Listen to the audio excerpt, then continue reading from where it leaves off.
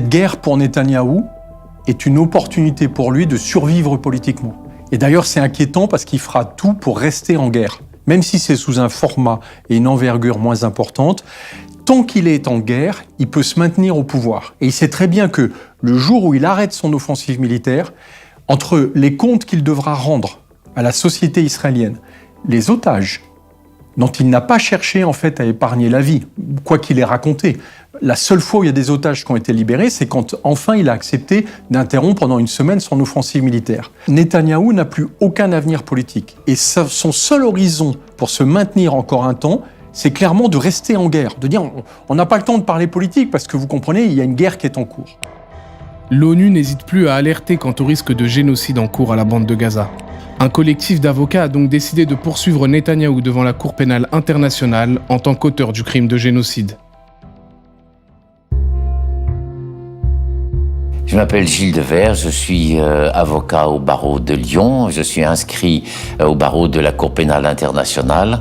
Je suis le rédacteur de la plainte qui a été déposée à propos de la Palestine sous la qualification de génocide contre les dirigeants israéliens. Netanyahou est un criminel de guerre vu qu'il l'a revendiqué lui-même.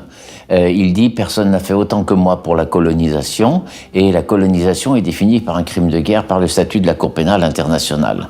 Donc on a une facilité avec ce monsieur, c'est que alors on sait qu'il est dans la ruse, dans le mensonge et dans la provocation perpétuelle. Et donc il y a une institutionnalisation de l'impunité qui fait que, n'étant pas freiné, il va de plus en plus. Et on est actuellement dans une fuite en avant qui justifie pleinement de dire qu'à ce jour, il mérite une accusation comme auteur du crime de génocide, concepteur et exécuteur. Et vous savez que je donne pas mon opinion, ça n'a pas beaucoup d'intérêt, mais je parle du droit, et le droit pénal international, c'est le statut de la Cour pénale internationale qui définit à l'article 8 les crimes de guerre, à l'article 7 le crime contre l'humanité, et à l'article 6 le génocide. C'est-à-dire que le génocide est plus grave même que les crimes contre l'humanité. Donc c'est quelque chose qu'on ne doit jamais voir.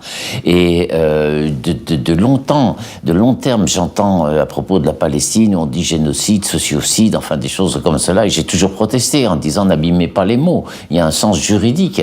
Mais là, quand on voyait à la fois les déclarations sur le fait que les Palestiniens sont en dehors de l'humanité et qu'ils ont peur à vivre sur cette terre, et puis le systématisme des attaques contre la population civile, on avait les éléments de réflexion pour dire qu'on rentrait dans la définition juridique du génocide. Et cette définition, elle reste méconnue. Je vois le débat en France, elle reste méconnue, parce qu'on en reste uniquement à la première définition, qui est la destruction physique d'un groupe, d'un groupe social. Donc clairement, le génocide juif par les nazis, voilà, destruction systématique physique. Mais il y a un deuxième génocide qui était théorisé dès l'époque, et qui est dans la Convention, dans le génocide, et qui est dans le statut de la CPI, et qui est dans la jurisprudence, qui est le génocide par la destruction des conditions d'existence de ce groupe. Et qu'est-ce qu'on trouve comme critère de ce génocide par destruction des conditions d'existence?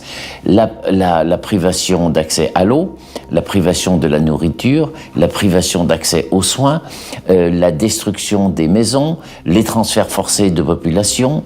Là, il s'ajoute des bombardements, il y a des bombardements systématiques, et tous ces faits sont concrétisés par une intention, l'intention génocidaire, qui est la moitié de l'infraction du génocide, et qui consiste à dire que les autres ne sont pas comme nous, et qu'il y a une volonté d'éliminer ce peuple.